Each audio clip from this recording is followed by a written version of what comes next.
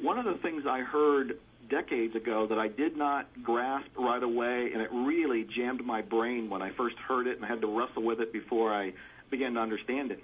And it was just one line that said, you can have whatever you want in life as long as you don't want it.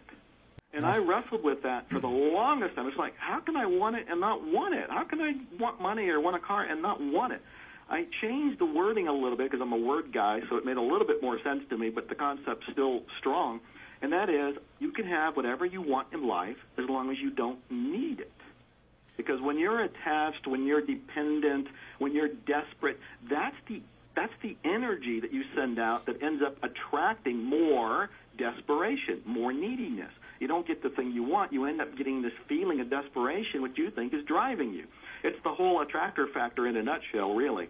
But it's really a thought. I guess there's so many things we've covered on this amazing call. I'm just blown away by this. I'm going to have to listen to it myself to just grasp everything we've touched on. But this idea that you can have whatever you want as long as you don't need it, meaning that you can have it as long as you're not attached to it. You can have it as long as you're not going to live or die if you don't get it. You can have it as long as you're not desperate for it, needing it, addicted to it. You can have whatever you want as long as you don't want it. In the attractor factor, I say there's a missing step.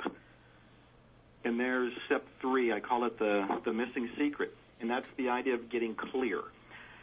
Getting clear means that you want to get clear of all the negative beliefs within you, the programming and so forth that are in the way of you achieving whatever it is you happen to be. When somebody says that they can't do it because they feel like a phony, that's a belief. They are giving it power when they keep repeating it. I feel like a phony, I can't do this. I feel like a phony, I can't do this. Well, repeat it enough, it's your reality. It goes back to some of the things we talked about earlier.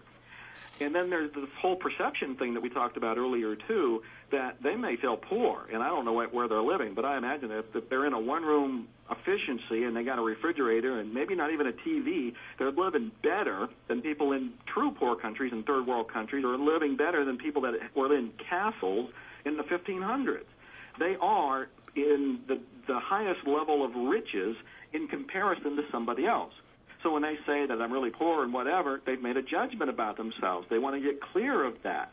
So for me, it's all going back to getting clear. They're accepting their illusion as their reality, and they're not taking any steps to change it.